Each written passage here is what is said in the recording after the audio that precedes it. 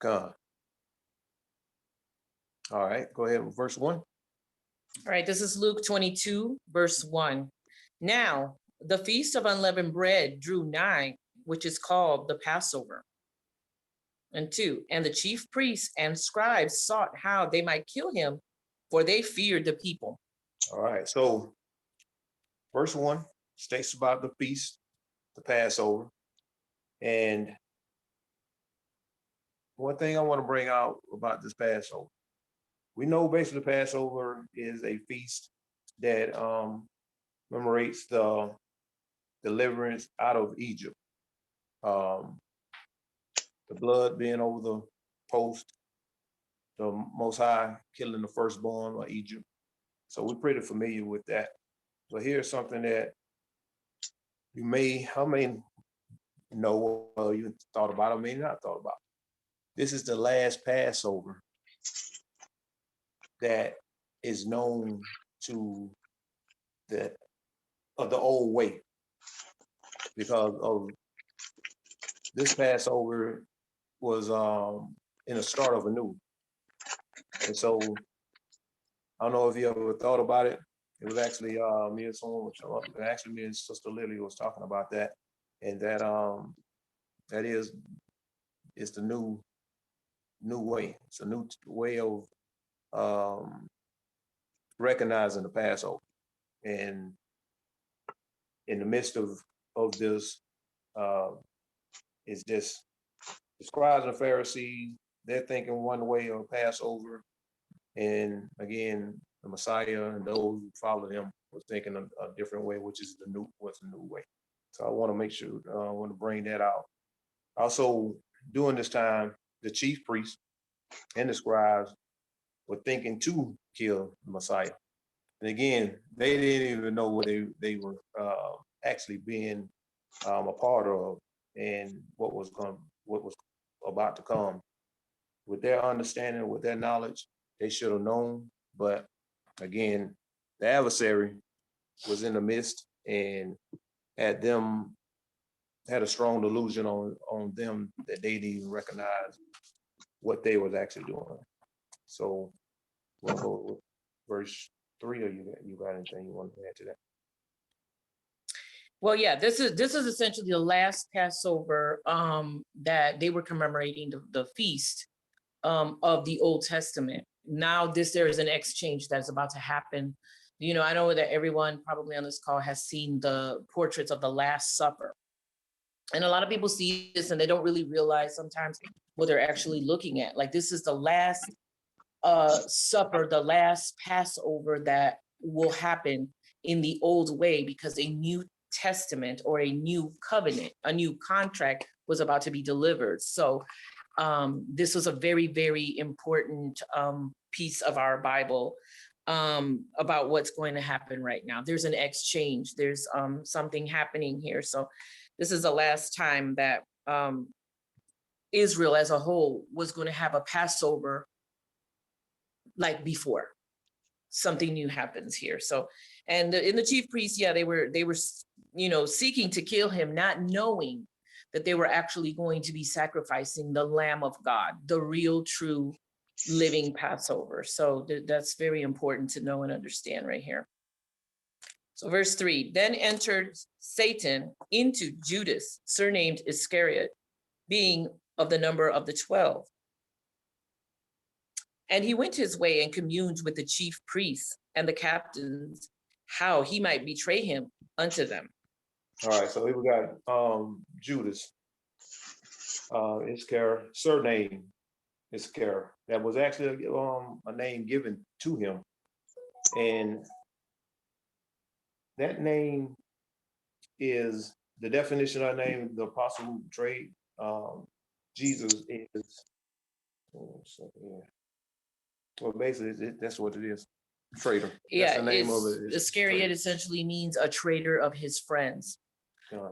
He was the treasurer for Israel, for the disciples. I'm sorry, he was a treasurer, and Satan went into him and took over, and he was a betrayer of his friends. So the surname was given because he was a betrayer of his friends, betrayer of his brethren. And he being one of the 12 disciples, he communed with the chief priests and captains. Now, the chief priests being Israelites, Israel, and the captains, how they might betray him unto them. So he's conspiring right now. He's conspiring on how he's going to deliver the Passover, the living new Passover, to the chief priests and the captains. God. I want to. David spoke on this prophesizing, and I want to go over that. It's Psalms 41:9. Yea, my own familiar friend, in whom I trusted, which did eat of my bread, lifted up his heel against me. But thou, O Lord, be merciful unto me, and raise me up, that I may be requite them. By this I know that thou favorest me, because my enemies do not triumph over me. And as for me, thou upholdest me in my integrity, and settest me before thy face forever. Blessed be the Lord, the Most High of Israel, from everlasting to everlasting. Amen. Amen. So again, this is something that David spoke of and about betrayal, and that was Judas. All right, go ahead with the next verse. You got anything else? Verse 5, and they were glad and covenanted to give him money. And he promised and sought opportunity to betray him unto them in the absence of the multitude. All right, so here it is again, they conspiring to kill the Messiah, and they had a willing participant, and again, that was Judas. But at the end of the day, it's the adversary. You know, these men are being used, and the adversary had a job to do, and he was out to destroy the Messiah. He was out from the beginning to destroy him. He was looking for him ever since he was a child. And you know, I just want to make sure that sometimes we can focus on these scribes and Pharisees and get caught up in the names thing, but at the end of the day, it's that adversary, and that's what he always does. He always uses someone or something to divert or to reflect in another way, so it won't reflect on him. So we keep that in mind, who our enemy is, then we'll be better prepared. You got anything on it? Khan, actually, essentially the name of Satan is Satanas, which means adversary, one who opposes another in a purpose or act. The name given to the prince of evil spirits. This is what Satan is, the adversary or the prince of evil spirits, opposing one which is the Most High in purpose or in acts. So the adversary comes in to Judas and many other, the chief priests, the captains, he's in them to conspire and oppose in purpose or an act against the will of the living God. So this is what an adversary, a Satanas or Satan is. He incites apostasy from God and to sin, circumventing men by his wiles, the worshiper of idols under his control. So this is all under what Satan means. So that's what it meant by him being overtaken or entered into by Satan. So verse 6. And he promised and sought opportunity to betray him unto them in the absence of the multitude. Then came the day of unleavened bread, when the Passover must be killed. All right. So again, this is the Passover we're speaking about. And like Lilia had stated to you, giving you the new way, the New Testament. And this Passover is the most important day in the history of this world, and how we were going to be delivered. And again, those that were opposed, then you have an idea. Go ahead. Yeah, so we're in the 14th day of the month of Nisan. The first month of the year is commemorated by all Israelites yearly. This is something that in Israel was a huge and big thing. I mean, it was the most important day of their year because it was a huge, big commemoration. And essentially, it still is one of the biggest days of the year, the biggest day of our life. We weren't actually there the day that he was betrayed, but it is the biggest day of our life forever because of what happened. We can rest in his blood, in his presence, in what he did for us. So it is essentially still the biggest day of the year of everyone's life. So it was a huge thing and still is a huge thing because without the Messiah, essentially you're living out your life without the blood over your doorposts.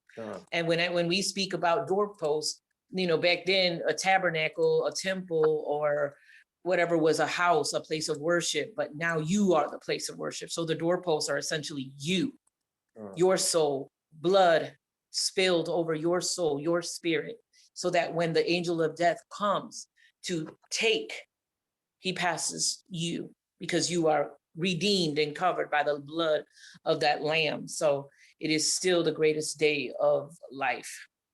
All praises to the Most High. All praise, all praise.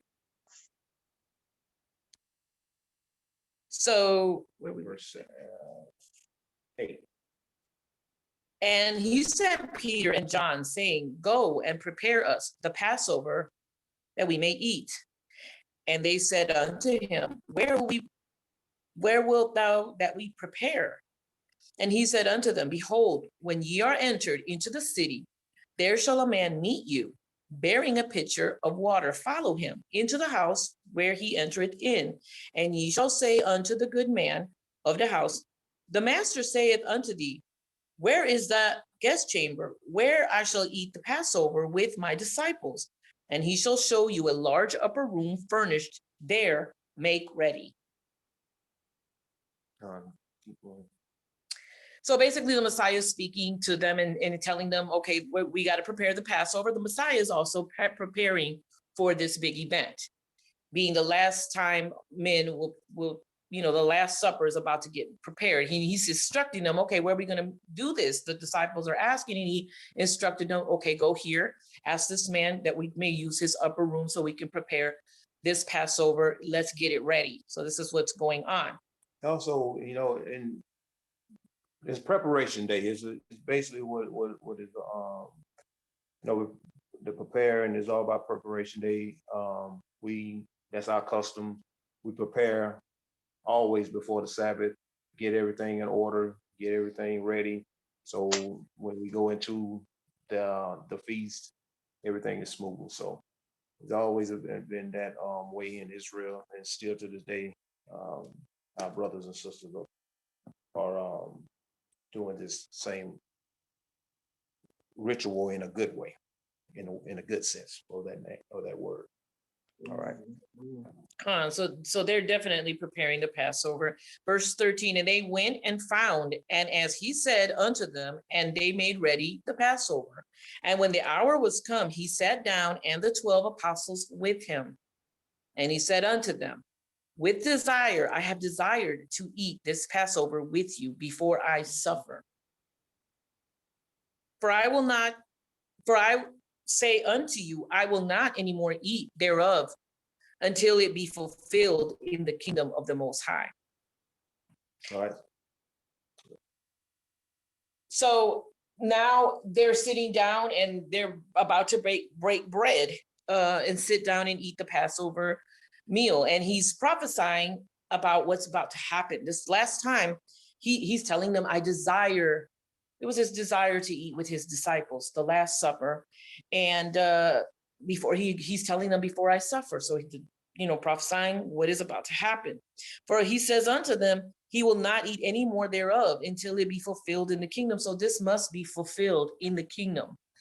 And so he will not eat thereof. And he took the cup and gave thanks and said, Take this and divide it among yourself. So something's about to happen here. Usually what we call a communion. The Most High is telling and instructing his disciples of what is to come. How will you now celebrate the new Passover, what are you going to be doing now? Because he's not going to be doing this anymore with us. So what are we supposed to do now? So he's teaching. This is a teaching moment. So the letters in red are telling you what the Messiah is saying. He says, take this and divide it among yourself. For I say unto you, I will not drink of the fruit of the vine until the kingdom of the Most High shall come. Gone.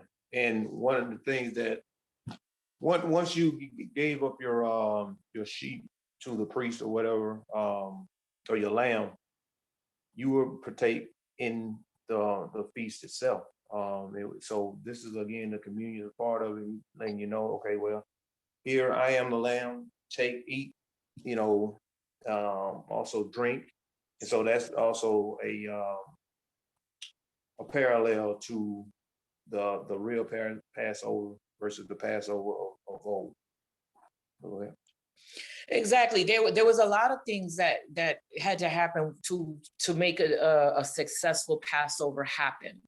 You had the lamb, which signified the blood, the blood of the doorposts, the meat, and then you had the wine, and there was different parts and things that you had to partake of the old way. So now the Messiah is teaching you, or teaching the disciples and us, the new disciples, this day and age disciples, what we're supposed to be doing, because the old way that we used to do the Passover is gone. It has changed. So this is the new. This is my body, which is given for you. This do in remembrance of me. Likewise, also the cup after supper, saying, this cup is the New Testament. So the New Testament is the new covenant, the new contract in my blood, which is shed for you. So this is not to say that you can't go and celebrate a Passover. Absolutely. If you want to commemorate those things that happened to our ancestors in Egypt, and you want to commemorate the Passover, absolutely. You want to have a feast, sure. Usually it's in the beginning of the year, in the beginning of our year, which is in the spring, and you can have lamb and you can break bread with your brethren as a commemoration. But we have a new Passover, a new covenant, a new contract, a new testament. So there's a new way that we convene together, that we commune together, and it is through communion, and that's what he was teaching us here. So, yeah. Go ahead. Okay, so again, this cup is the New Testament in my blood, which is shed for you. Verse 21, but behold, the hand of him that betrayeth me is with me on the table. Verse 22, and truly the Son of Man goeth, and as it was determined, but woe unto that man by whom he is betrayed. All right, so we all know that again, that's Judas. And this particular woe, because there's a couple different woes by the way of definition, but this is grief. This is basically a grief, because even though the Messiah he already knew that Judas was going to be the one to betray him, but he was still grieved about it. A lot of people think it's a curse or a curse under him, but it actually was grief. It was grief, because again, this man walked with him. He taught this man, and for this to come to pass, it was very sad. And so I just want to bring that out. Go ahead with the next verse. But yeah, and essentially, but woe unto that man, also the grief of this man. This man, Judas Iscariot, that betrayed the Messiah, ended up committing suicide, because after he had done what he had done, the grief overtook him, and it just, once the adversary essentially used him to do his will and his work, and this is how the adversary works. He goes into, and then he starts telling you what to do. You start listening. Once he uses you up, he spits you out. once you're finished, pretty much, okay, I'm done with you, and this is how it works. So he used him to go betray his Messiah, because the Messiah was also Judas's Messiah. And once he was done with him, he spit him out like, yeah, done. And so Judas was so grieved, woed by what he had done, that he actually committed suicide. So now Iscariot, again, meaning is a surname, meaning that he would be betrayer of his friends, but also it means, if you go look and do a little bit of research on Iscariot, it also means Sicarius, or murderer, meaning that they implicated him being of the family of the Sicari. Now, if we all know the Sicari were a group of rebels that used to persecute Israelites and that type of stuff. And so they kind of implicate Judas Iscariot with the Sicari. So so that name Iscariot has a definite definition of betrayer, murderer, that type of thing. So Verse 23. Verse 23, and they began to inquire among themselves which of them it was that should do this thing. And there was also a strife among them, which of them should be accounted the greatest. All right, so they discussing, which one is going to betray the Messiah. And, again, they back and forth about it. Then it also came about, want to know, who is the greatest, who's the one that's sitting here. Because if you got one that's going to be betraying or going to be it's going to be the least in that sense, then you got to have someone who's going to be the greatest. So the Messiah is going to go ahead and break down and break that down and let them know who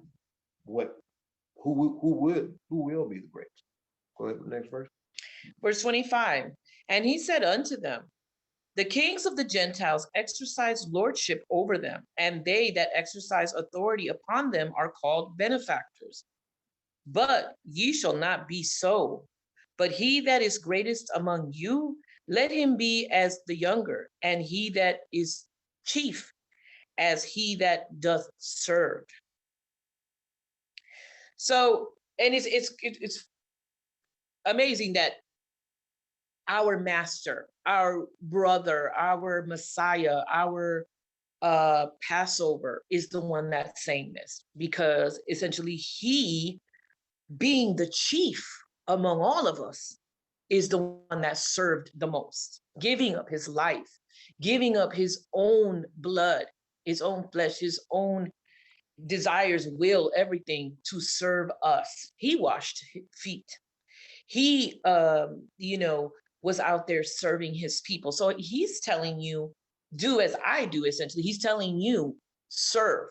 The greatest among us is not the one that knows the most. It's not the one that exceeds the most, has the most goals met. It's the servant, the one that serves the most, is the greatest among us, as he did. So he's not only telling us, he is showing us by example who he is and how we should live our lives. Yeah, and for example, we have two people that I'm going to mention.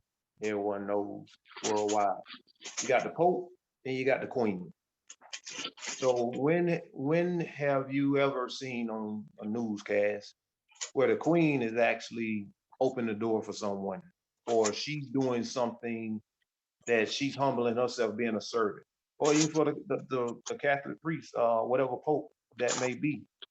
Only thing that's closer you can do is kiss a baby or something to that effect. But when have you ever seen where, again, he's being the servant?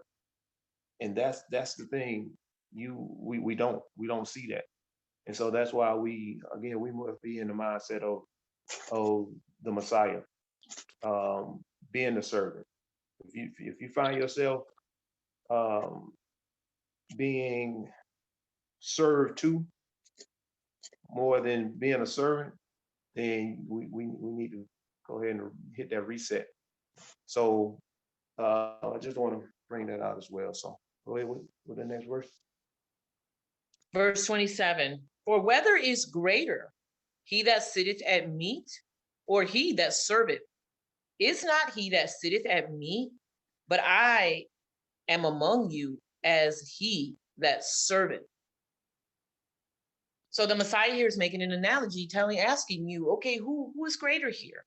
The one that sits down and gets fed and gets served, sitteth at meat, or the one that's serving? And basically he's telling us, the table is full of, people ready to eat, but the field are empty. And there's actually a song that I love, that I remember from going to Baptist church, but it's my table's full and my fields are empty. And they used to sing it a lot. It's a beautiful song. But basically, this is what he's saying. The table's full of people that are ready to eat, ready to gain, ready to get. But where are the laborers? Where are the ones that are going to bring the food? The ones that are picking the produce, the ones that are picking the fruit, where are those at? We can't eat if we're not in service, and so our table is at the seat of the living God in the kingdom, but our service is here. We are in the field. We are right now trying to reap the harvest, and the harvest ain't going to reap itself. We got to bring it in.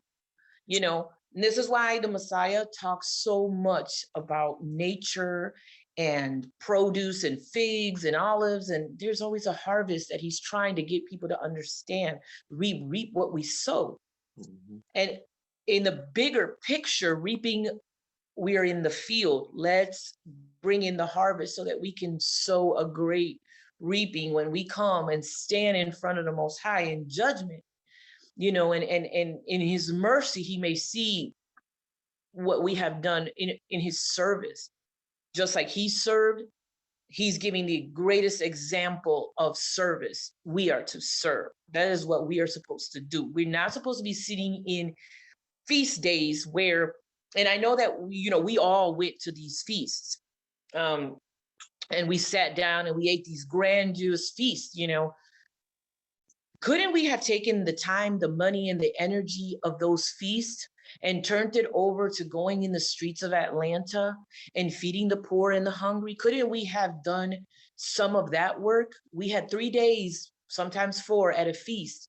Where was the service that we should have? Where was us going out and reaping a harvest? We had, well, we didn't really have the true word at that place, but we thought we did. So where are the laborers? The harvest isn't going to gather itself. We live in a world where the harvest is bunched up in the same place, listening to the adversary. We focus too much on, okay, yeah, we got to walk out this walk, but what does it mean to walk this walk? He's telling you right here what it is. It's not to sit at the table and just, reap of the Most High. Yes, we want to reap. We have needs. We have prayers that we want to be answered, but let's answer someone else's prayer, because sometimes we are the answer to that woman who is struggling's prayer. She's struggling because she has, several kids. She's a single mother. You may be the answer, not only to her carnal, physical needs, the needs of feeding her children, feeding herself, but her spiritual needs. You can give somebody a fish, but if you teach them how to fish, how to go to the Most High in her prayer and her supplication, now you have taught her something that, no amount of money could even, replace. Like sometimes we want to throw money at a situation. Money is not always the answer to a situation, because you're throwing money by the wayside. Sometimes we meet people in the streets. We want to throw money at the homeless, and they're going to go out and turn it over to some drugs and alcohol. We got to know how to feed people. We got to know how to serve people. And so this is something that the Messiah is trying to tell you, not only by his words, but he's living it out in his actions. Verse 28. Verse 28, ye are they which have continued with me in my temptations. And this is a very, telling scripture, because, he's telling you, disciples, a lot of people saw the Messiah. He healed many. He redeemed many out of different things. But he's telling him, you have been with me in his temptation. What is his temptation? What is he telling you? You've been with him. You've been with me through my struggles. Understand, the Messiah was a man housed, a grand king spirit housed in a flesh body like you and I. And he had all the faculties of a human being, all the necessities and even the emotions. A lot of Israelites say, oh, don't get emotional. We don't have emotions. Well, I don't know. There's a scripture in the Bible that says 2 words. It says, Jesus wept. He cried. He felt just like you and I. He hungered just like you and I. After he fasted, he hungered.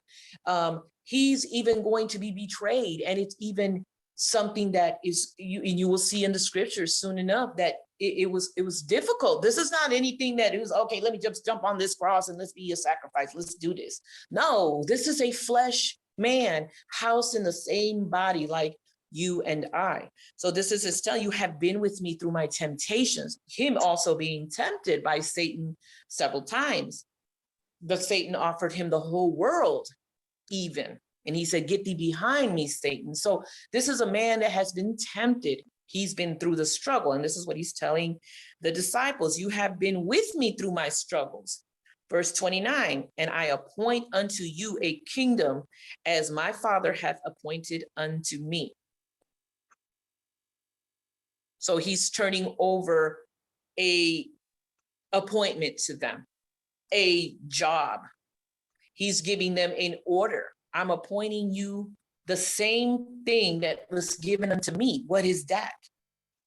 He's telling you to be a disciple of Christ, as he has been a willing redeemer for his people, a servant. He's turning it over unto us, appointing his disciples, appointing us. Verse 30, that ye may eat and drink at my table in my kingdom and sit on thrones, judging the 12 tribes of Israel. And the Lord said, Simon, Simon, behold, Satan hath desired to have you, that he may sift you as wheat. All right, so here's Simon. Simon's up next. So Satan's gonna go and try to tempt Simon. The Messiah was letting him know ahead of time what he was looking forward to. So go ahead. I want to touch on 30, that ye may eat and drink at my table. So this is what I was just talking about, the table, the harvest, the reaping. So I'm appointing you a kingdom as his Father appointed him, that you may come and sit and partake at the same table that the Messiah is going to sit with. Do you know the invitation that you're getting? You're getting an appointment. Yeah, you got to go out and be the servant. You got to go out and reap the harvest. But then there's an invitation there telling you that ye may eat and drink at my table, where? In my kingdom, and sit on thrones, judging the 12 tribes. There's a appointment, an order, and then there's an invitation. And I don't know about you, but that invitation sounds like somewhere I want to go, somewhere that I definitely want to be at, because it's talking about kingdoms and thrones. Definitely something that we don't want to miss. So understand what he's telling you here. And then Simon, he's saying, behold, who? Satan, the adversary, is desiring to have you, that he may sift you like wheat, so that he may toss you around to and fro with division, confusion, sifting you. I don't know if you've ever sifted flour to make something, but when you put that flour in that sifter, it throws it all around. So he's basically saying that Simon, the adversary, about to have a field day with you, play with your mind. And that's what the adversary does. He causes division, confusion. He is the author of confusion. So this is about what he's telling Simon what's about to happen. Anybody got anything they want to add? Anything they want to say up to this point? All right, everybody's still out there, right? I actually did want to mention something about the appointment. It says in Hebrews that Yahushua was appointed as a high priest for us, that it wasn't his choice, that he was appointed. And so it's kind of in the similitude here, where it shows that the one who was given the power to actually anoint and appoint actually set them up, as appointed ones in the kingdom. All praises. All praises. Bring up. That's a good point. As a matter of fact, sister. I'm sorry, which sister was the one that spoke? It's Sana. All right, thank you, sister. All praises. All praises. So verse, where were we? 33. Hold on. No, we're at 32. 32. So up until this point, they're at the supper, and this is what's going on. Now Simon is about to, the Messiah is telling him that, you're about to get tossed around. Verse 32, but I have prayed for thee that thy faith fail not. And when thou art converted, strengthen thy brethren. All right. So this converted. This is a big word. And I want to bring what it means in the sense of, by going through the story, how Simon was converted. You can see you can see a lot of immaturity in the sense of the spirit up to a point with Simon. And like I stated to you, I'm going to bring it out a little later. But go ahead. 33. Or you want to add anything? So the Messiah is basically telling him, I'm praying for you that your faith not fail. And when thou art converted, strengthen thy brethren. So he's again giving a command. When you are turned back, converted, turned back, when you return, strengthen your brethren, because this happens throughout our walk. One of us may fall, one of us may, be broken. Go back. Let's go back and convert your brother, return them back, turn them back. Like the Messiah told the story about the shepherd. If one sheep, gets lost, do we just keep going? We're going to lose a sheep, oh, well, we got 40 more. Absolutely not. We have to go back. We have to return so that they may be returned unto us. We can't just, so he's telling you, after you have come and regained this strength, make sure you go and strengthen thy brother, because this is something that happens throughout our walk. Listen, these are people that were walking with the Messiah. Judas saw the miracles. Simon was there, and they betrayed, and they did these things. Imagine us who didn't get the chance and the ability to walk with our Messiah. We're only listening and coming to the knowledge of the truth through the Spirit. And although it is beautiful and grand, hit by the Holy Spirit, he is bringing the word back into our remembrance. All praises be to the Most High. But this is a rough walk. And we going through a lot of things. So we got to, like the Messiah is telling, hey, Simon, once you're back, strengthen your brother, because they're going to go and befall many things. Don't just let them fall to the wayside. Go back and grab them. Go back, make sure you call them, make sure you check on them, because it's rough out here. And we can't afford to lose a single sheep. You are not afforded that. The words of Ezekiel, Ezra, Isaiah, Daniel, I don't know how many countless books tell us about how we will have blood on our hands when we just think, okay, well, whatever, they don't, and we can't make someone go. We can lead the horse, to the water, the living water, that is, and we can continually go back and talk to them and make sure that they're okay, but we can't just turn a blind eye and, okay, you know what, you don't want to come, and that's not necessarily come to class. There's people we see every day in our walk, at our jobs, in this journey. And what are we going to do?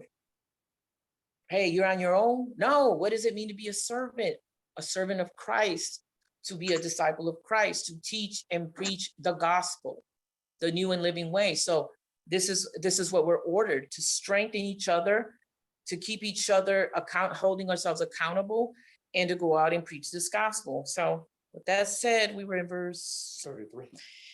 And he said unto him, Lord, I am ready to go with thee both into prison and into death.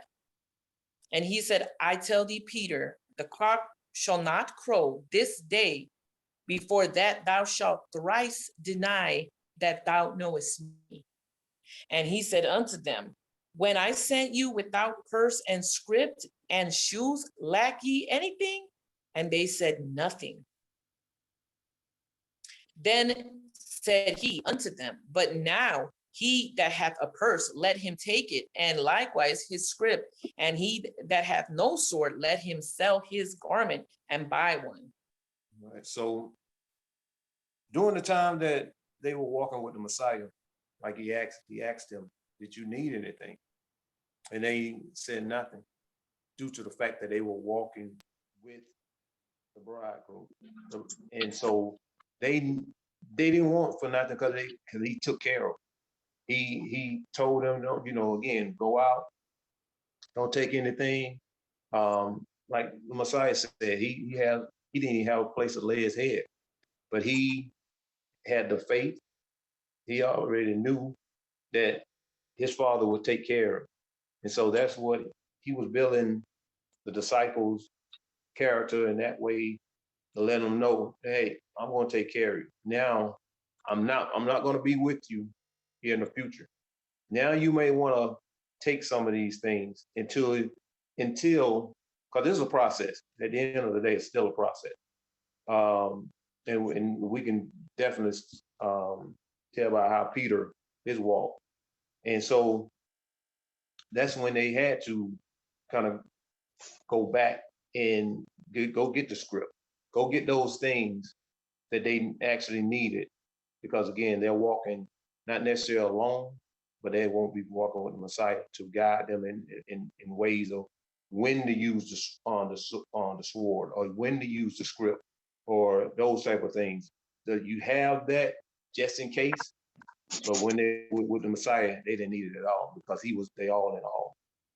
All right, you got anything you want to add?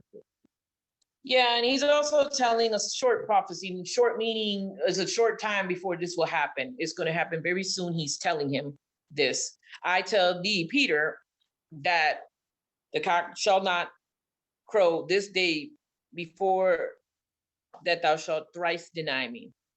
And he's telling Peter, you about to deny me. So and Simon, Judas, and Peter being called out. That's another up till now part of it, converting.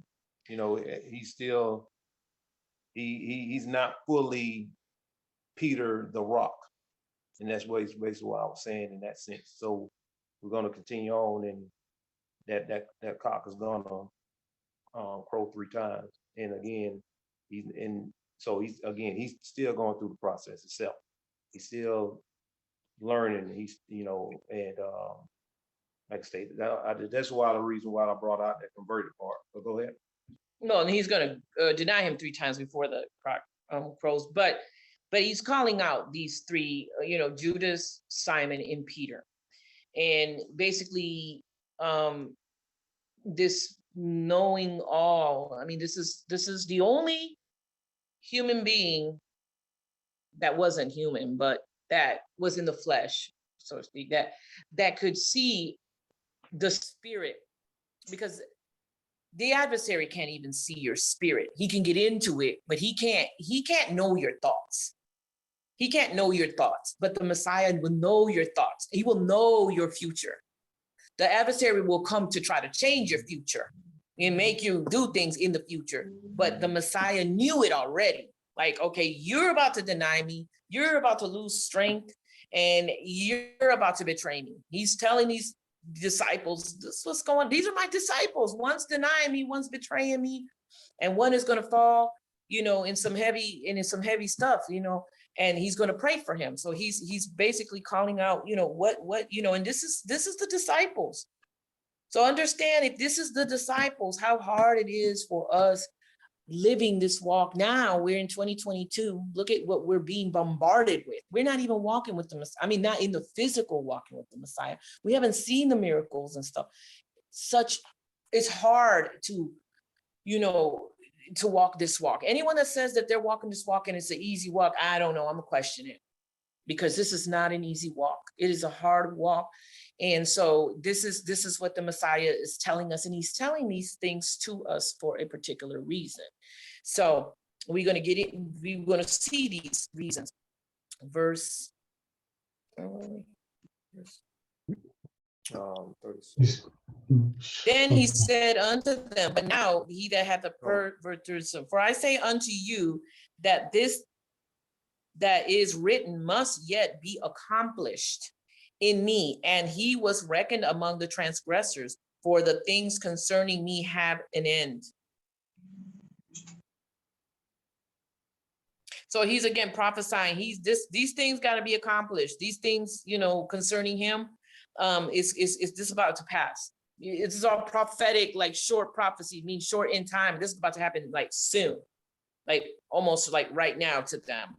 38, and they said, Lord, behold, here are 2 swords. And he said unto them, it is enough. And he came out and went, and as he was wont, to the Mount of Olives, and his disciples also followed him. And when he was at the place, he said unto them, pray that ye enter not into temptation. And he was withdrawn from them about a stone's cast, and kneeled down and prayed. So, he's going to the Mount of Olives, which is, just a mountainous area, mountain ridge area, overlooking like a certain part of Jerusalem. And he's going there to pray. Now, as he's accustomed to do, he goes, with his disciples, but they only go to a travel with him up to a certain way. And then he goes and prays by himself. He goes and separates himself to get into his prayer and to worship with the Most High. And, he told them, pray that ye enter not into temptation, because, a lot is going on and a lot is about to happen right now. A lot of things are going to change. There's a lot that's transpiring in this book of Luke chapter 22. And at this time, even for that, pray, this is speaking to us now, pray that ye not fall into temptation. He's telling us, because we're living the same thing. The world is crucifying Christ today. Okay, they're doing away with all the things that, and I mean, not in the flesh, but in the spirit, they're crucifying him. They keep trying to do away with him. They keep, with all of these things that are going on, we're going to accept this and we're accepting that. And we're going to accept all these idols and all this worship of pride. And, when we know pride comes before destruction, I mean, literally in this sense, but they still continue to crucify him spiritually. So pray, he's telling us, that we fall not into temptation, that we enter not into temptation. Pray without ceasing, continuously. And this is what's going on. And he was withdrawn from them about a stone's cast, and kneeled down and prayed. So he did this himself. He's telling you and instructing you, because this is something that he also does himself, living by example. Communicating with his Father. Verse 42, saying, Father, if thou wilt be willing, remove this cup from me. Nevertheless, not my will, but thine be done. So this here is the vision of a Messiah in all his splendor and glory and grandeur as our Messiah. But understand that he was a man. And Father, if thou be willing, remove this cup. He knew what he was about to take on, you know, to be killed, sacrificed. He knew what was about to happen. And he's living in the same kind of flesh that you and I have.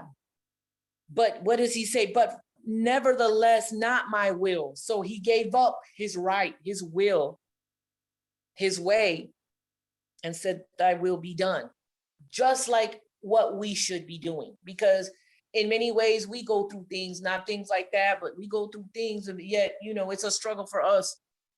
But may the Most High's will be done. And so this is a flesh being that had all, like I said, all the things that flesh beings have to deal with, struggle.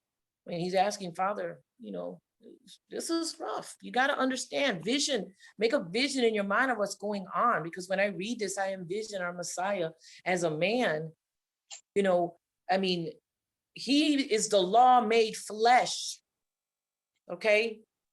Cut into some flesh and see how bad that hurt. I mean, come on, like he was, you know, badly beaten, and he knew this. So, you know, what Brother Terry had brought out early in one of the lessons, he was explaining how one of those weapons or instruments, or however you want to put it, when they whipped the, you know, the prisoners or criminals, or however you want to put it again, that flesh would actually come off of them, you know, and so that's I mean, I can't even imagine going through that type of pain. And so yeah, he was under the stress. He was definitely under the stress, because the next verse is gonna somewhat verify that. So go ahead and verse 43. Yeah, and real quick, he was being betrayed by his people, but given away to a Roman soldiers. Okay, the Romans, the way they used to sacrifice for you know, crimes, because they didn't sacrifice for sin or things like that. They sacrificed for crimes. That's what they called it. They didn't live in the ways of the Most High. So the Romans, when they sacrificed, it was brutal. And I give you that as homework to go and research the way that these Romans used to sacrifice their criminals. You know, they used to put it's the Bible. I mean, people think that this is a cross, you know, because, you know, the Bible says cross, but when you really read it in its language, it is actually a stake or a, you know, wood, and they would put their criminals on there to where the weight of their body and the weight of them would hang, you know, their limbs ripping apart. Okay, it wasn't just, okay, we're gonna put them on a stake with, you know, like it shows you on the Passion of the Christ type stuff, even though that was brutal too. I mean, if you've seen that movie, but it was even more grotesque and brutal than that, because the Romans were known for their absolute worst sacrifices in terms of their criminals, the way that they would sacrifice their or kill their criminals, is what they would say, because the Romans were not committing a sacrifice. They called him a criminal, and they were just going to execute him because they said, here, kill this criminal. But, you know, the Messiah was killed in the way that the Romans would kill and beat and torture their criminals. And this is really, really grotesque type of stuff, you know. So he knew this. He was flesh, you know, he knew what was about to happen. So he's essentially asking the Most High for strength. Your will be done, but give me the strength to deal with what is about to become of me, is what he's saying. And if you read 43, it says, and there appeared an angel unto him from heaven, strengthening him. So this is definitely a call to the Most High, a supplication for strength and the ability to do his will, because this was going to be very rough. Anybody got anything they want to add?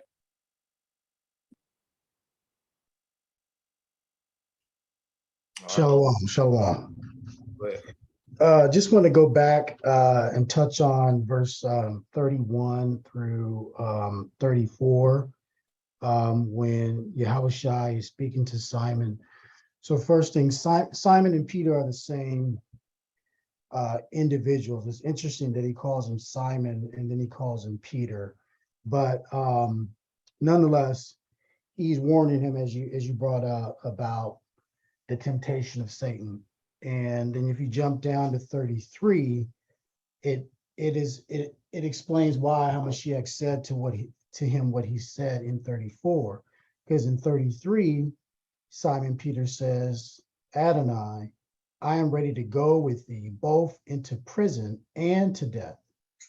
But Yahushua says in the 34th verse that is not true, because if that weren't true, you would not have denied me, not once, not twice, not even 3 times, right? So he denied him 3 times when they approached him and said, hey, that's one of his followers. So his mouth said one thing, his actions spoke of another. And so it's interesting also, as you spoke about the conversion, we talked about this before, and how that was Peter's moment of restoration, right? He was restored, and with the power of the Ruach, he was able to be led, be called Peter the Rock, and he did opposite of what he did in the book of Acts. He actually stood boldly in front of the people and proclaimed Hamashiach. So I just wanted to bring that out. I will go break it out, brother, but I appreciate it. Well, thank you for that, our boo. Come on. Thank you for that. No, I know that's what I'm saying. I will Oh. go break it out once we continue to read. Oh, But no, you good, brother. But that was well. I appreciate it. Yeah, exactly. Well, I just right. wanted to make sure no one was confused. It's not 3 different. It's actually Simon is Peter. So, but that's all. Oh, okay. Gone. Han, thank you for Appreciate that. that. Thank you for that Appreciate that. correction, because we do also make mistakes. Oh, well, I know. No, I actually thought it was Simon. Oh, Oops. did you? Thank you. Okay. So we're students too. How about that? Yeah, So it was yours. what verse? 44. So 44, and being in agony, he prayed more earnestly, and his sweat was as it were great drops of blood falling down to the ground. All right. So this right here again is supporting, what is actually going on. A lot of people can say, well, he was Messiah. He didn't, he was going through something else, or however it is. No, this is relating to this time. This time is coming. This time is coming, unfortunately, but prophesied. So go ahead. Yeah, and it was just like I was saying, he's living in a flesh condition with all the conditions that we also live in. So understand, he being in agony, what's about to go happen to him? He prayed more earnestly, more fervently. He said, pray. Instructions for us when we're going through our situations. Pray more earnestly, fervently. More intently. And his sweat was as it were great drops of blood falling. So he's sweating. He's in a flesh condition right now, dealing with what's about to come, the cup that he's about to take on. So this, envision this in your minds for a second so that you can understand the power of knowing who our Messiah was. He came as flesh. But his faith, he didn't ever say anything about his faith. It is basically talking about, again, this is a carnal type of situation that's going on here. So never question his faith or anything like that. His faith, again, it was just carnality, which he never wavered. Absolutely not. He never flinched, never wavered at all. It's just dealing, as we are flesh. We are spirits as well, encased in a flesh condition body for the time being. We're not bodies holding a spirit. We're a spirit encased in a shell, and this condition is rough, and as we all know it, we got all the things that we deal with. as he did. So it's giving you an illustration of how he also, like us, he became the law made flesh, literally. Understand? So going through all the things that he's about to go through, it's not easy. It wasn't easy just because he was the son of the living God. Don't think that he did an easy thing. This was not easy. And this is what this is trying to tell you. So, I wanted verse to 40. Oh, sure. I wanted to add to that. I had just particularly took an interest in the fact that it says that he was strengthened, but then in the next verse it says that he was in agony. So it goes to show that even when we are strengthened, given the strength from the Most High, that we may still feel physical pain or physical anguish, even in being strengthened in the spirit. Con, you know what, in a different sense, I have experienced this throughout, my journey in life. There's been dealings that I've had to deal with, that the Most High have strengthened me. He didn't take the cup away that I had to deal with, yet he strengthened me, but I was still going through the pain, the sorrow, and the hardship, but the strength was there. He says he will get you through. You have to rest in him, and that's what it literally means. You know what I'm saying? So not always will he come and take it all away. There's some things that we have to bear. We have to pick up our cross and walk. It's heavy, he strengthens us, but we got to pick it up and walk with it. Good point, So, sis. yeah. Good point, sis. Yeah, Matthew 26, 41, when he's given the story of when he prayed, he goes out to pray and he takes, the three disciples with him and they, fall asleep, and he goes and says, watch and pray that you enter not into temptation. And to the sister's point, it says the spirit is willing, but the flesh is weak. So that strength that the Father gives us is spiritual strength, right? To overcome and endure what may attack the flesh. And so obviously this is what Hamashiach was being prepared and comforted by in this moment. Con. Thank you for that. Yeah. Great 2 point. Right. 2 great points. So it's important that we understand that he suffered some of the ills and things that we, as because we can connect to that, to someone that had such a great sacrifice there. You know what I'm saying? When we understand better, we can better connect with him and know who he is. And this is the purpose of these classes, is because you're walking a journey with him, getting a better acquainted as to all of who he was. When you go watch the movies or when you go into churches, they tell you in part who he is, but not telling you that this is a man just like Terry, like Quam, like Aubrey, who has all of what they have going on. And he had to suffer a great suffering. So it's just very important to know. So verse, where are we? 45. And when he rose up from prayer and was come to his disciples, he found them sleeping for sorrow. All right. Well, I want to touch on that real quick. And it goes back, here it is. He found them sleeping for sorrow. Usually when you are down and out, first thing you want to do, you want to mope around. And it's just, we all go through it, it's almost like the strength is just taken away from us. And most times, lots of times when we was kids or whatever, we have a situation, our parents go tell them, just go to sleep it off, And so this is where these brothers was at. They were sorrowful, and they were, they was kind of like moping, and that's what their mindset was at that time. But Messiah is gonna go ahead and let them know what they should be doing. Go ahead with 46. And said unto them, why sleep ye? Rise and pray, lest ye enter into temptation. So your spirit is not where it needs to be. You're not where you need to be mentally. So first thing the Messiah tells them, pray. Again, we went over this a million times. Pray without ceasing. We got to continue to pray. That's our communication to the Most High. That's the way that we're going to be able to get the results, get what we need.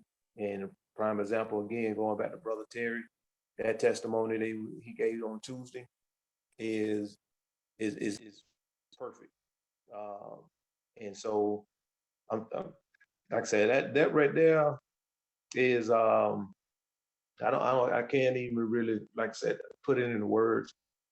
But that Most High is perfect in all his ways, and like stated by the way of the Messiah, his word did not come back void. And again, Brother Terry, that's something that the Brother Terry can, if you don't have to say nothing else to someone, he can tell them that right there. If if they don't believe, they just I don't know. But either way, Right. yeah, go Yeah, ahead with that next one. and what he's saying here is a commandment to Hold on. them and us. Someone had said something? Yeah, I was going to actually mention something to that effect, because in verse 40, he had already told them that they should pray that they enter not into temptation. So it speaks to what he was saying before, that, you're with me, and, the fact that you're with me, you have, the strength, and you all are in obedience. But when you lose the proximity, basically you will run the risk of falling into temptation. So he already warned them of what to do in this matter. And it shows that they already were kind of, falling out of what his expectation. Absolutely, yes. Again, he is commanding, he's commanding them, like, pray without ceasing. Don't, it's like essential that we continuously pray, because we, quickly we get distracted, how quickly we, get bummed out. These brothers were bummed out, and it happens, sometimes when I go into my situations, yeah, the easiest thing you want to do is sleep it off. It's like, oh, I want to go to sleep because I don't want to think about it. Mm-hmm. And then the world is even different, because, oh, I'm going to drink it off, or I'm going to party it off, or I'm going to gamble it off, or whatever it is that people do. Right. But for disciples, what can you do? Well, when you're going to sleep it off, it's rough out here. But the Messiah is instructing us. What do? Right. We pray, we fast, we rise up to the occasion. Time is of the essence. We can't, we don't have, and we can't afford to sit around and just wait on things, and hope. Yes, we can hope, but hope on that prayer that you prayed, So he's telling us, as he's commanding us as well, rise, pray, lest ye enter into temptation. Verse 47, and while he yet spake, behold, a multitude, and he that was called Judas, one of the 12, went before them and drew near unto the Messiah and to kiss him. All right, so here it is. Judas pops up again on the scene and betrayed the Messiah with a kiss. And in Israel, when you greet someone with a kiss, that's a greeting of showing love to your brother. And then he gonna betray him and gonna use the kiss to even make it even worse. And that's the adversary.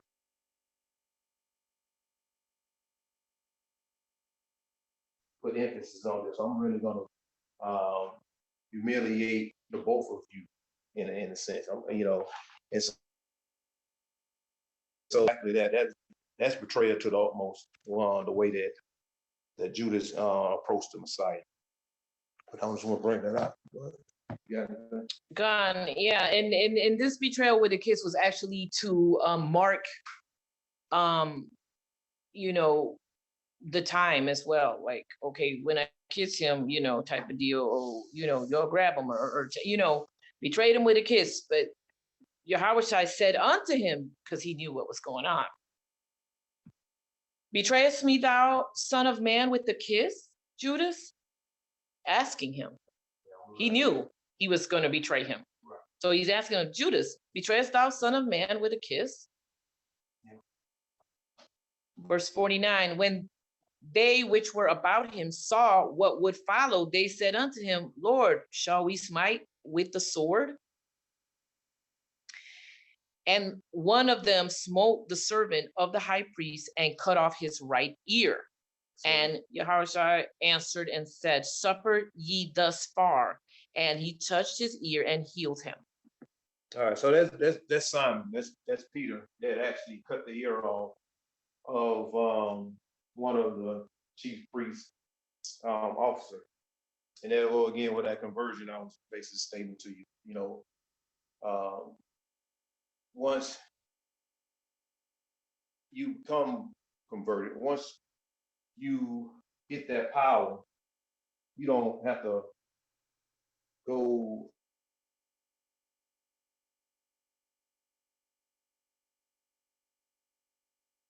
and in another story, it actually stated that, you know, Messiah stated to him, I mean, I can just go ahead and just do away with all these people if I wanted to. Another teaching moment. And so again, that Peter or Simon, he hadn't fully came, he hadn't fully arrived yet. Because if he did, he wouldn't have done what he did. Okay, And perhaps this is the temptation that he was warning them about. Yeah, possibly. absolutely. And you know, the Messiah is basically saying, listen, it's not time to be resorting to cutting your ears off. The Father's will must be done. Prophesied. It was prophesied, it is written. So there's no need for this. We're gonna do this as it is written, because it was written long time ago that the Son of Man would be betrayed, the Son of Man will be given up, and the Son of Man will be made a sacrifice for redemption of his people. So the Messiah is like, you know, we don't need, let me heal this ear because so 51. And Yahushua answered and said, suffer ye thus far. Oh no, 52. Then Yahushua said unto the chief priests and the captains of the temple and the elders which were come to him, be ye come out as against a thief with swords and staves? When I was daily with you in the temple, ye stretched forth no hands against me, but this is your hour and the power of darkness. So basically he's saying, okay, so now we're pulling out the big guns. Really? Like we resorted to this now? Like when I was among y'all, you know, you didn't strike no hands against me, but now here we are. This is how we're gonna do this now. And again, Calling them out, you know, telling them who they are. right. And again, it's all about the adversary, the devil, Satan. He turned it up the heat now. He want to make sure that he has the Messiah exactly where he wants him. And he want to go ahead and go through it. And he's using these men.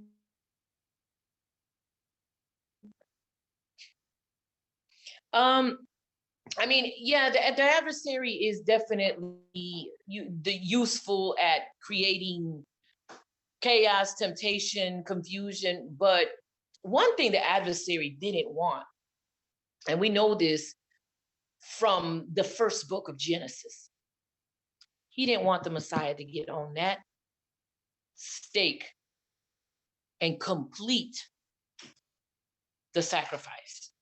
That's one thing he didn't want. That's why all the children, you know, were killed, trying to kill the Messiah. That's why, you know, there were so many attempts for the Messiah to not make it, attempts on his people so that the Messiah wouldn't even be born. So that's one thing the adversary didn't want. But tripping up his people at this point is pretty much all he can do. And now, even now, you know, the Messiah has, all praises, completed his job. He became redeemer for his people. So now his job, this adversary, this Hasatan, whatever we want to call him, his job is to make sure we don't get there, because the sacrifice is there, the redemption is there. It's there all day, every day. But we getting to it is now the task of how this adversary, devil, whatever we want to call him, that's his job now. I don't want the people to get there, because the cross, you know, the stake and the redemption is already there. So now I got to do everything in my power to make sure that I tempt them, confuse them, sidetrack, make them stumble, make them fall, get them addicted, get them, gambling, whatever you want. Let's make them homosexuals. Let's get abortions all day. We don't even want these people to live. When they used to kill the Israelites back then, and it's happening now. Same thing. It's called abortion, because the percentage of Black people that get killed in abortion is the highest. Number one, actually. They do not want, the adversary does not want Israel to even live to see the day of their redemption. That's how this adversary works. So let's jail them. Let's get them into abortion, make single parents out of these mothers and destroy their offspring. Whatever you want, let's do it, because we don't want. Now that the Messiah has done what he has to do, now I got to make sure that I don't get any of these Israelites and these Gentiles underneath these Israelites to get to that place. I don't want them to know, I don't want them to see, and I don't want them to receive. So that is the job of the adversary. So these things are still going on today. We got Judases among us. We got, Simons among us. So this is still the same thing going on. So where are we? Verse 53. Oh, 54. Then they took him and led him and brought him into the high priest's house, and Peter followed afar off. And when they had kindled a fire in the midst of the hall and were sat down together, Peter sat down among them. But a certain maid beheld him, and he sat by the fire and earnestly looked upon him and said, "This man was also with him." And he denied him, saying, "Woman, I know him not." And after a little while, another saw him and said, "Thou art also them." And Peter said, "Man, I am not." And about the space of 1 hour after, another confidently affirmed, saying, "Of a truth, this fellow also was with him, for he is a Galilean." And Peter said, "Man, I know not what thou sayest." And immediately while he yet spake, the cock crowed. So the Messiah, when he told Peter what was about to happen, it came to pass. He did deny him 3 times. So the stumbling, the confusion, these things that, and this is the thing that we can look at this brother and say, man, wow, Peter denied the Messiah. I'll never do that. Let's just hope and pray and ask the Father that he keep us, guide us, and lead us, and not say I won't and I won't, because you know what, every bit of everyone that's in the Bible is who we are. This is why so many characters are written as a story for us to learn from, because every bit of all of them we are. And in those times of persecution, do you know that you're not going to deny when your life is at stake and they're going to kill you, or you deny him? I mean, we could say, yes, you know what, I won't deny you, Father. Let's rather us, instead of saying I won't, let's rather us pray without ceasing and ask the Father to strengthen us, to hold us, to guide us, to lead us, to protect us, and get us to his kingdom, instead of saying I won't, and I won't do this, and I won't do that. And let's just pray. Because Peter didn't think he would do that. Judas didn't think he would do that. And they did. And they walked with the Messiah. So let's humble ourselves and understand that this is rough. These are things that happened in real life, and it was rough. And don't be afraid not to pray, not to even encounter any of it. And nothing, definitely not wrong with that. I don't want no part of it. That's what it is. That's what you pray. That's what you pray. So let's go to the next verse. And about the space of 1 hour after, another confidently affirmed and saying, and the Lord turned and looked upon Peter, and Peter remembered the word of the Lord, how he said unto him, before the cock crew, thou shalt deny me thrice. He remembered what the Messiah is saying. Imagine looking at him. Imagine looking at the Messiah. He looking at you, And he's standing face to face with him, seeing all the miracles, seeing all these things. That's what I'm saying. We have to humble ourselves and understand that we're living in a flesh condition. Let's have humility. Let's try to, have humility and ask for the strength. Ask for the Messiah to help us, guide us, lead us. Ask your brothers and sisters, hey, I'm falling short. I mean, be honest. I need strength. I need prayer. I'm failing.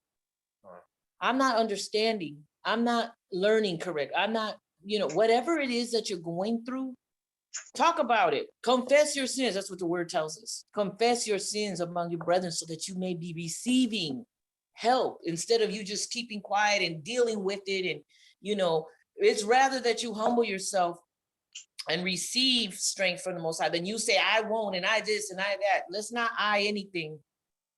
No, let's just sit down and chill and ask of the Most High that He, because we fall short of the glory of God, all of us, we fall short. Like Peter, we fall short. So, and Peter went out and wept bitterly. And the men that held Yahushua mocked him and smote him. And when they had blindfolded him, they struck him on the face and asked him, prophesy, who is it that smote thee? And many other things blasphemously spake they against him. Yeah, this is sad. Yeah, so this is the beginning of the trial and the execution of the Messiah. So this is the beginning of how they smoked him, they smacked him, and all this type of stuff. So blindfolding him, saying, prophesy. They're mocking him. They're saying, oh, tell us, prophesy who it is that's smacking you, kind of joking and mocking him at this moment. And many other things blasphemously spake they against him. So they're also not only using their physical force, but they're using their words to mock and to ridicule the Messiah, blaspheming against him. So this is rough. It's getting rough right now. Strong illusion, because a lot of them had to see the miracles that he was actually portraying throughout his walk. And again, for that strong illusion, they just like stated to him, Mark. But either way, go ahead with the next verse. Verse 66, and as soon as it was day, so this went on for, a while here. And now the Passover starts at a certain time. The Passover starts at night. In the evening. So whoever confused about that, it starts in the evening and it goes on. So that's the reason why they're saying now the day. Yeah, as soon as it was day, the elders of the people and the chief priests and the scribes came together and led him into their council, saying, art thou the Christ? Tell us. And he said unto them, if I tell you, ye will not believe. And if I also ask you, you will not answer me, nor let me go. Hereafter shall the Son of Man sit on the right hand of the power of the Most High. So, these priests, these elders, these scribes, they're, conspired together and they're going up to talk. Okay, tell us, are you the Christ? Who are you? Coming, forcefully and asking him. And he's like, well, what should I tell you for? Like, it's not like you're going to believe. Like, thus far, miracles have happened. You've seen and you've witnessed these things, yet you don't believe. So what am I going to sit here and discuss with who I am to you? And he already explained it to him. Like I say, the miracles didn't show witness. He didn't explain it to him many times over. So there's really nothing to discuss at this point. Go ahead with what you're gonna do, and because again, whatever I tell you, you're not gonna believe it. So there's nothing else to really talk about here. Right. So he basically telling him, so the Son of Man is going to sit, I'm the Son of Man, and I'm going to sit at the right hand of the living God. And then said they all, art thou then the Son of God? And he said unto them, ye say that I am. So he's answering a question with, they're asking, are you then the son of God? Well, you say that I am. Like, I mean, he's basically, these people are coming, mocking, belittling or whatever, answer a question with a question like, I'm gonna mirror what you say. You say that I'm the son of God. Well, then I'm the son of God. You know what I mean? Like verse 71. And they said, what need we any further witness? For we ourselves have heard of his own mouth. So they're coming to the determination that he's saying that he is the son of the Most High. So this is the beginning of what is going to take place in Luke 23, where they're starting the process of, the judging him and, getting ready for him to get sacrificed. So that's all I have. If anyone else wants to add anything, or do you have something to say? No, I just again appreciate you all listening, and pray that you got something out of it. Appreciate participation, and if anyone wanna, again, feel free to say whatever on your heart. It's the time. We're about to go into the community.